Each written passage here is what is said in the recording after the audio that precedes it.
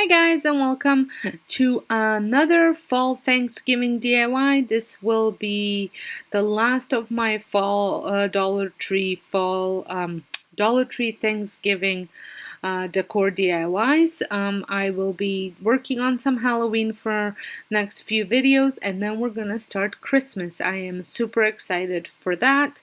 I hope you are too. So for this very first one, I will be upcycling this sign that I had used parts of it for all sorts of different DIYs, and I'm going to give it a coat of chalk paint. I'm just using my old the original by Annie Sloan, just because that is what I have on hand. You can use any chalk paint you have. You can even use acrylic paint. I just find the chalk paint covers up a little bit more with one coat. So, and I wasn't like usual looking for a full coverage because I wanted a little bit to show through, just so it kind of gives it that age look. And I'm not adding any paint in the middle because I had printed this image off of Pinterest, and I'm just cutting out the frame so that way it fits nicely onto the sign. This is such an easy DIY if you want to add some signs into your decor, and you want to keep it budget friendly. This literally cost me $1 because I've had the sign, and the sign I already used parts of it, so it was like a double whammy on that sign, and then just printed it out and added some Mod Podge. You don't have to use Mod Podge. You can use school glue or whatever glue you have. I had applied this on the front, glued it on, and then I applied it on the back. And you want to leave a little bit of time for the paint to dry before you add the image on. So when you glue the image down, just make sure all the bubbles are out so you're not having any bubbles on the paper.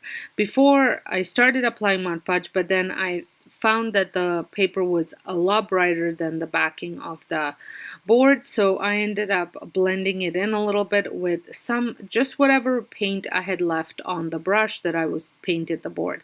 This just blended the sign. I don't mind a little bit of frame, but I wanted to blend it a little bit more than what it was. And then once that was done, I did end up waiting a couple minutes just for it to dry, and then I added the Mod Podge, and here it is. And I just think it's such a cute sign to add to any of your decor. I will be adding it to my Thanksgiving decor.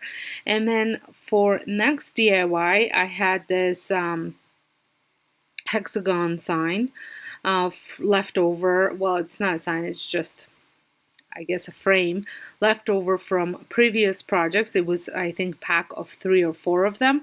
So I wanted to spruce it up a little bit, something that I can use again for my Thanksgiving decor.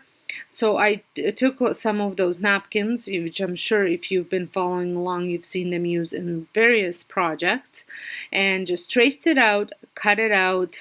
You want to separate the sides because there is couple layers of the napkin, so you just want to use the top layer, not the bottom layer. This will just ensure that when you are Mod Podging it on, it doesn't get too crinkly, because sometimes it'll separate right in while you're trying to add the Mod Podge, and this way this won't happen.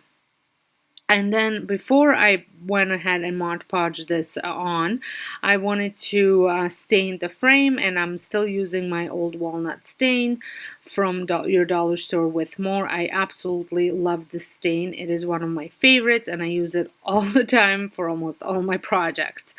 So I'm sure, like I said, if you're following along, you're familiar with this. And I use a rag to rub it in. Don't worry about getting it a little bit on the inside of the sign, because you are going to be Mod Podging that napkin on, so nobody will see. And the reason why I'm using a rag, I just prefer it this way, and that way I can get really into all the little nooks and crannies of this sign. And I can also apply as much or as little pressure as I want, and that will determine how much stain is on it or not on it. So once that was done, I proceeded on Mod Podging the little napkin on. And you want to make sure that you add the Mod Podge on the bottom and on the top. That way it will look like the napkin has always meant to be there. If you're stopping by my channel, welcome. My name is Sonja, and I would absolutely love it if you considered pressing the subscribe button and a notification bell so you don't miss out any of my upcoming videos that I have mentioned. And you don't want to miss out all the fun that we're having here over on this DIY community.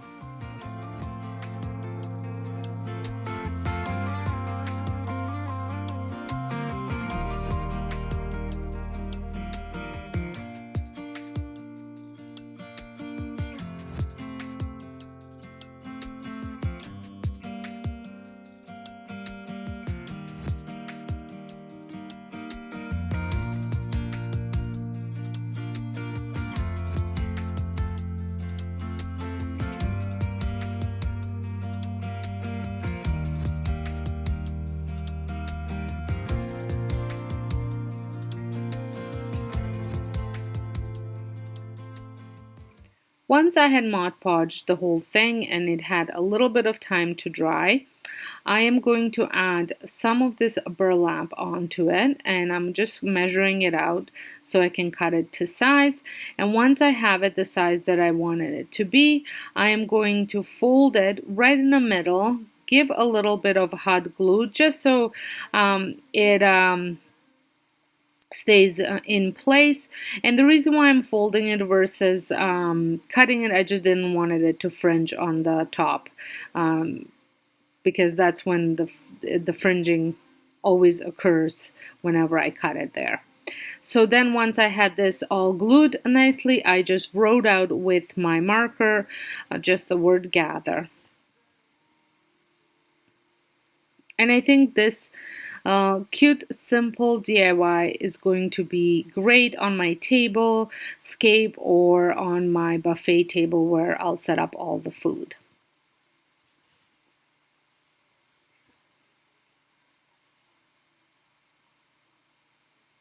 The last project that I'm going to be working on, this one was very easy to make, but it took a little bit of time.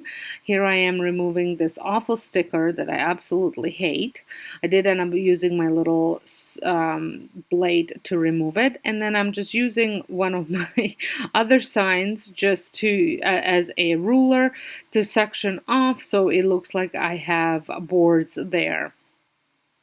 I like doing this. I think this is a simple way of creating maybe that shiplap look that you're going for.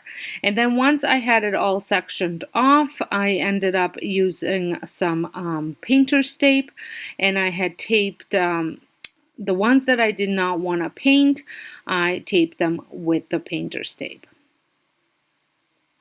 I would love it if you let me know down in the comments which one of these DIYs you enjoyed the most. And I live in Canada, so our Thanksgiving is this weekend. This is why you're getting so many Thanksgiving DIYs, because after this we like I said, we're going to be moving on to week of Halloween. I have a couple videos planned for that. My kids are too old, well, they think they're too old to decorate for Halloween. I don't typically decorate like scary Halloween, more of like cute Halloween. I absolutely love Mickey's Not So Scary Halloween party. I've attended several of them, and I love that type of a decor. But my kids aren't willing participants, so I don't go overboard. I just do it to fill my soul, and that's it. Maybe once my grandkids, my kids are only 18 and 19, so I hope I don't have grandkids soon, but you know, you never know. But once grandkids come, I'm sure I'm gonna be able to really get back into decorating for Halloween. I used to when they were younger, but not in the last 2-3 years. So as you saw, I painted the other parts with the white chalk paint, just giving it one coat.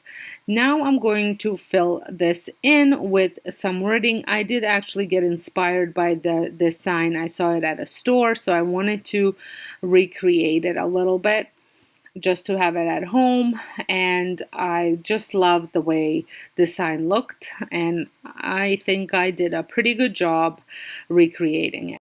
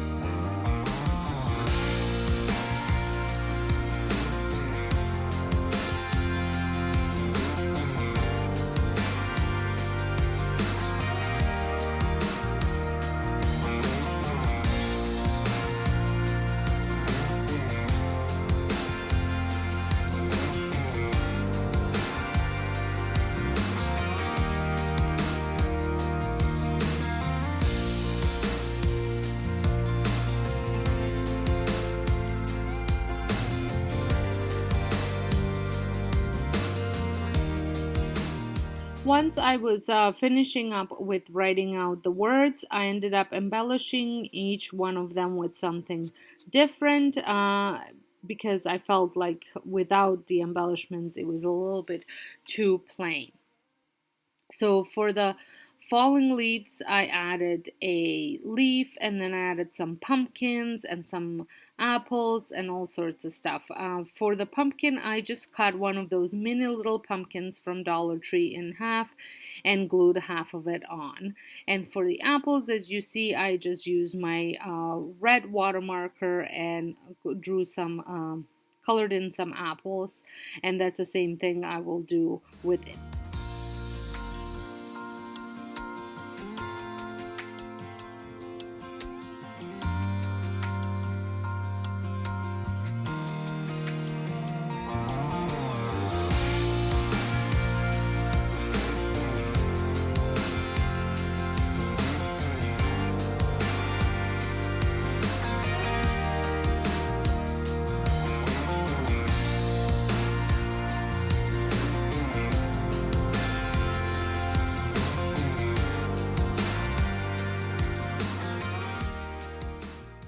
I did want to add a little bit of more of that, like a burnt color to the leaf.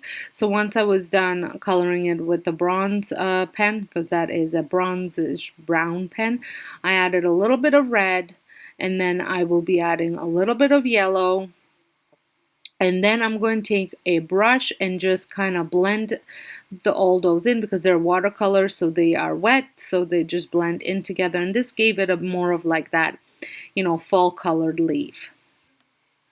Well, I hope you have enjoyed these easy Thanksgiving fall decor DIYs. I absolutely love the way all of them turned out. I think they were very simple to make, and they all cost me about $1 to do so.